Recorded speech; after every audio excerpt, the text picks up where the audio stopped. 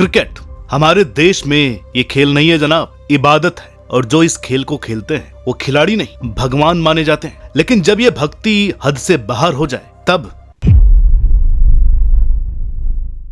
4 जून 2025 एक ऐसा दिन जो इतिहास में दर्ज हो गया, लेकिन खुशियों के लिए नहीं बल्कि एक दिल दहला देने वाली घटना के लिए। जिस दिन आरसीबी की पहली आईपीएल जीत को सेलिब्रेट किया जाना था, उस दिन बेंगलोर के चिन्नास्वामी स्टेडियम के बाहर एक भयानक भगदड़ मच गई। इस हादसे में 11 लोगों की जान चली गई और 40 से ज्यादा लोग घायल हो गए। अब सवाल ये उठता है कि क्या ये सिर्फ एक हादसा था या फिर हमारे क्रिकेट के प्रति जुनून की एक भयावह कीमत। नमस्कार, मेरा नाम है अनुराग सूर्यवंशी और आप देख रहे हैं नारद टीवी। चलिए जरा पीछे चलते हैं। 18 साल का लंबा इंतजार, हर सीजन उम्मीद और हर साल निराशा, लेकिन आखिरकार 3 जून 2025 को आरसीबी ने अपना आईपीएल श्राप तोड़ दिया। पंजाब किंग्स के खिलाफ रोमांचक फाइनल में जीत दर्ज की। आरसीबी ने वो ट्रॉफी उठाई जिसके लिए विराट कोहली और उनके फैंस करीब 2 दशक से तरस रहे थे। ये जीत सिर्फ एक टीम की नहीं थी, ये उन करोड़ों फैंस की जीत थी जो हर साल टीवी के सामने बैठकर हार सहते रहे, फिर भी टीम का साथ नहीं छोड़ा। और अब जब जीत मिली तो जश्न तो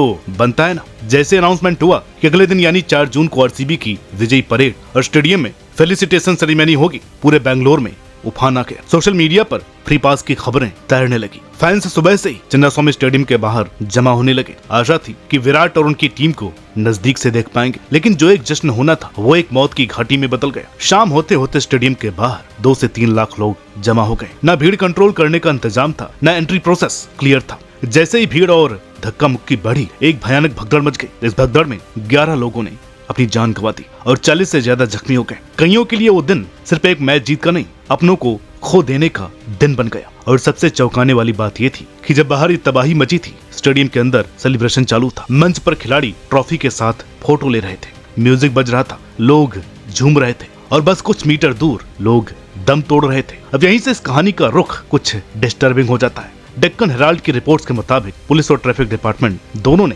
पहले ही कई बार वार्निंग दी थी कि बुधवार को ये इवेंट ना किया जाए। एक पुलिस अफसर ने बताया कि उन्होंने न सिर्फ स्टेट गवर्नमेंट को बल्कि आरसीबी मैनेजमेंट को भी समझाने की कोशिश की थी कि जश्न को वीकेंड में न रखा जाए। उनकी सलाह थी कि इस इवेंट को संडे तक पोस्टपोन कर दिया जाए, जब पब्लिक का जोश थोड़ा ठंडा हो जाता। पुलिस की चिंताएं एकदम वाजिब थी। उन्होंने साफ कहा था कि कोई रोड पर प्रोसेशन मत निकालो, बल्कि इवेंट को एक कंट्रोल एरिया में रखो, जैसे स्टेडियम। ऐसा एक पुलिस अफसर ने बताया कि हमने उन्हें कहा था कि कोई जुलूस मत निकालो, सब कुछ एक ही जगह पर ऑर्गेनाइज तरीके से हो। प्लेयर्स को स्टेडियम में बुलाओ, वहीं सब कुछ फिनिश कर दो। लेकिन अफसोस, उनकी ये बात किसी ने सुनी ही नहीं। अब आरसीबी की तरफ से जो जस्टिफिकेशन दिया गया वो और भी ज्यादा सोचने को मजबूर कर देता है। उन्होंने कहा कि अगर संडे तक रुकते तो बहुत सारे ओवरसीज प्लेयर्स अपने इंटरनेशनल कमिटमेंट्स की वजह से इंडिया छोड़ चुके होते। यहाँ से असली दिक्कत नजर आती है। पब्लिक सेफ्टी को साइड में रखकर पब्लिसिटी और कमर्शियल इंटरेस्ट को तवज्जो दी गई। एक बार फिर से वही सीन दोहराया गया। जैसे ही हादसा हुआ, हर कोई अपनी जान बचाने की कोशिश में लग गया। कोई भी आगे आकर ये नहीं कह पाया कि हाँ, गलती हमारी भी थी। और उस वक्त जिन परिवारों ने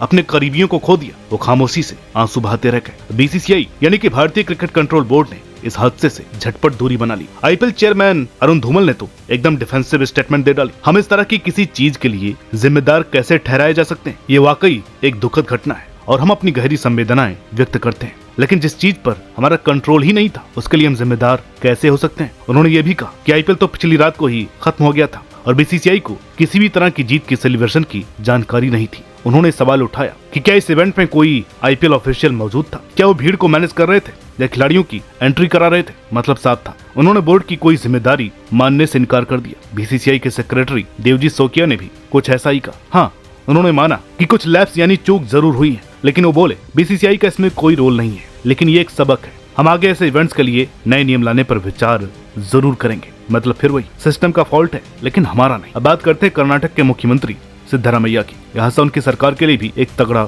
झटका बन गया। शुरुआत में तो उन्होंने दुख जताया और पीड़ित परिवारों के लिए 10 लाख रुपए मदद का ऐलान भी किया, लेकिन जैसे जैसे सवाल उठते गए, उनकी बातों में पॉलिटिक्स का रंग भी दिखने लगा। उन्होंने एक बड़ा विवादित बयान दिया। बोले, ऐसी घटनाएं हर जगह होती हैं। उत्तर प्रदेश में कुंभ मेला के दौरान 50-60 लोग मारे गए थे। हमने तब कोई आलोचना नहीं की थी, और अब अगर कांग्रेस आलोचना कर रही है तो अलग बात है। मैंने या मेरी सरकार ने कुछ नहीं कहा था। मतलब साफ था, दूसरे राज्यों में भी होता है, तो हमारे यहाँ पर हुआ तो हो हल्ला क्यों मचाया जा रहा है? इसके साथ ही उन्होंने इवेंट ऑर्गेनाइजेशन की डिफेंस में भी बात कही वो बोले कितनी बड़ी भीड़ की उम्मीद नहीं थी और इवेंट क्रिकेट एसोसिएशन द्वारा ऑर्गेनाइज किया गया था, न कि सरकार द्वारा, यानी कि जिम्मेदारी से किनारा कर लिया, लेकिन क्रेडिट लेना नहीं भूले। इस पूरे मामले पर बीजेपी ने भी मौका देख लिया और हमला बोल दिया। उन्होंने सीधे सीधे कांग्रेस सरकार पर क्रिमिनल नेग्लिजेंस यानी आपराधिक लापरवाही का आरोप दे दिया। डिमांड कर डाली कि मुख्यमंत्री सिद्धरामैया और डिप्टी सीएम डीके शिवकुमार को इस्तीफा दे देना चाहिए। केंद्रीय मंत्री एचडी कुमारस्वामी ने तो डीके शिवकुमार को सीधे कटघरे में खड़ा कर दिया और कहा कि इन्हें तुरंत कैबिनेट से हटाया जाए। बीजेपी नेता पीसी मोहन ने एक लाइन में सारा गुस्सा उतार दिया। ना आप आरसीबी को ब्लेम करते हैं, ना विराट कोहली को और ना ही फैंस को। अगर कोई जिम्मेदार है तो सीएम और डिप्टी सीएम है, जिन्होंने इस पूरे इवेंट को एक फैमिली फंक्शन बना दिया लाइमलाइट में आने के लिए। उनकी ये बात बहुत गहरी चुभ गई, क्योंकि यही तो हमारे देश की सच्चाई है। जब क्रिकेट में जीत होती है तो नेता सामने आ जाते हैं और जब कोई हादसा होता है तो सब पीछे हट जाते हैं। तो असली सवाल क्या है? सवाल ये नहीं है कि इवेंट किसने करवाया, सवाल ये है इतनी भीड़ क्यों बिना प्लानिंग के जमा हो गई। सवाल ये है कि सेफ्टी की तैयारी क्यों नहीं थी। और सबसे बड़ा सवाल, जब किसी ने सेलिब्रेशन की इजाजत दी तो क्या उन्होंने गाइडलाइन फॉलो की? जब तक इन सवालों के जवाब नहीं मिलते तब तक हर जीत के बाद जश्न मनाने वाली भीड़ किसी अनहोनी की शिकार बनती रहेगी और नेता, बोर्ड्स, अफसर सब सिर्फ उंगली उठाते रहेंगे। जब इंडिया में कोई बड़ी स्पोर्ट्स जीत होती है तो जो नजारा देखने को मिलता है वो अक्सर खुशी से ज्यादा अराजकता की झलक देता है। और जब हम इसी को बाकी देशों के जश्न से कंपेयर करते हैं तो हमारी एक कमी और ज्यादा साफ हो जाती है। ऑस्ट्रेलिया की स्पोर्टिंग कल्चर बहुत पैशनेट है, लेकिन वहाँ पर अप्रिसिएशन और वर्शिप के बीच एक साफ लकीर खींची गई है। 2023 का क्रिकेट वर्ल्ड कप हो या 2021 का T20 वर्ल्ड कप, वहाँ की जीत का जश्न जरूर होता है, लेकिन वो जश्न कभी बेकाबू नहीं होता। ऑस्ट्रेलियाई फैंस अपने प्लेयर्स की रिस्पेक्ट करते हैं, लेकिन उन्हें भगवान का दर्जा नहीं देते हैं। प्लेयर्स को एक स्किल्ड प्रोफेशनल माना जाता है, न कि किसी मसीहा की तरह पूजा जाता है। और सबसे जरूरी बात, वहाँ की भीड़ को हैंडल करने का सिस्टम जबरदस्त होता है। पुलिस, प्रशासन, लोकल अथॉरिटी सब अपनी जिम्मेदारी बखूबी निभाते हैं। अब जरा 2022 के फीफा वर्ल्ड कप की बात करें, जिसमें अर्जेंटीना ने दशकों की हार के बाद जीत का स्वाद चखा। ब्यूनस आयर्स की सड़कों पर लाखों लोग उमड़े थे, लेकिन फिर भी भीड़ को संभालने में वहाँ की सरकार और सिक्योरिटी एजेंसियों ने कमाल का काम किया। लोगों में इमोशंस की भरमार थी, लेकिन पब्लिक सेफ्टी को सबसे ऊपर रखा गया। इसका मतलब साफ है, जब प्लानिंग और एग्जीक्यूशन ठोस हो तो भीड़ चाहे कितनी भी बड़ी क्यों ना कंट्रोल में रखी जा सकती है। अब मजे की बात यह है कि इंडिया भी कभी कभी इस क्राउड मैनेजमेंट में अव्वल साबित हुआ है। 2024 में मुंबई में जब इंडिया ने T20 वर्ल्ड कप जीता था तो लाखों लोग सड़कों पर उतरे थे, लेकिन इस बार प्लानिंग भी थी। Route mapping, security layer, barricades सब कुछ टाइम पर किया गया था। तो ये कहना गलत होगा कि इंडिया ऐसा नहीं कर सकता है। मुद्दा ये है कि हर बार क्यों नहीं कर सकता, क्यों कुछ शहरों में जीत का मतलब होता है ट्रैफिक जाम, भगदड़ या अनचाही दुर्घटनाएं। आरसीबी वाली घटना कोई आम घटना नहीं थी, ये एक ट्रेजेडी नहीं, एक वेकअप कॉल है, एक ऐसा मोड़ जहाँ से भारत को अपने खेल के जश्न मनाने के तरीके को नए सिरे से देखने की जरूरत है। सवाल ये नहीं है कि हम क्रिकेट से कितना प्यार करते हैं, सवाल ये है कि क्या हम उस प्यार को जिम्मेदारी से निभा पा रहे हैं या नहीं। बात सीधी है, जिस भी संगठन ने किसी भी तरह का सेलिब्रेशन रखा है, चाहे वो क्रिकेट बोर्ड हो, फ्रेंचाइजी हो या फिर कोई पॉलिटिकल पार्टी, हर किसी के लिए सेफ्टी प्रोटोकॉल फॉलो करना अनिवार्य होना चाहिए। भीड़ की लिमिट पहले से तय होनी चाहिए। सिक्योरिटी फोर्स सिर्फ दिखावे के लिए नहीं बल्कि एक्टिवली मौजूद होनी चाहिए। ओवरफ्लो क्राउड के लिए अलग से अरेंजमेंट हो ताकि लोग कहीं और इकट्ठा हो सके, जैसे लाइव स्क्रीनिंग या फिर डिजिटल सेलिब्रेशन जोन। आज के दौर में जहां आईपीएल जैसे इवेंट को भी $1 बिलियन की इंडस्ट्री कहा जाता है, वहां पर सेफ्टी में कटौती करना मतलब जानबूझ करके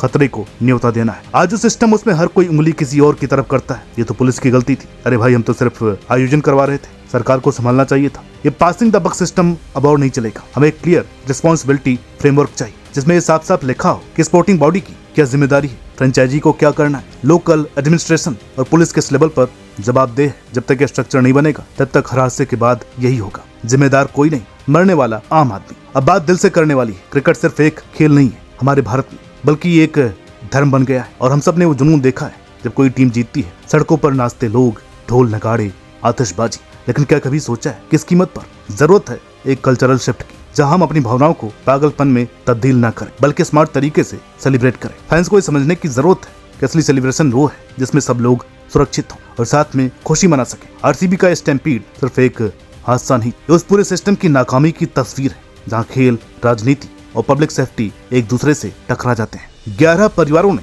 अपने लोगों को खो दिया, न किसी तूफान की वजह से, न भूकंप की वजह से, न किसी आतंकवादी हमले की वजह से, बल्कि इसलिए क्योंकि ऑर्गेनाइजेशनल फेलियर हुआ। जिम्मेदारी लेने वाला कोई नहीं था, हर कोई पब्लिसिटी और पॉलिटिकल माइलेज के पीछे भाग रहा था। अब कोई कहेगा अरे भारत में क्रिकेट का पैशन ही अलग है। बिल्कुल है, लेकिन ये बहाना नहीं बन सकता। सबसे बड़ी बात यह है कि हादसा पूरी तरह से टाला जा सकता था। अलर्ट थे, एक्सपर्ट्स थे, रिसोर्सेज भी थे, बस कमी थी इंसानी जान को पहले रखने की नीयत की। जब तक इंसानी जान की कीमत को सब लोग समझना शुरू नहीं करेंगे तब तक क्रिकेट जीत कर भी हम हारते रहेंगे। अब बदलाव जरूरी है। आरसीबी के फैंस को हक था सेलिब्रेट करने का, लेकिन उन्हें मिला क्या? असुरक्षित इंतजाम, अफरा तफरी और मौत।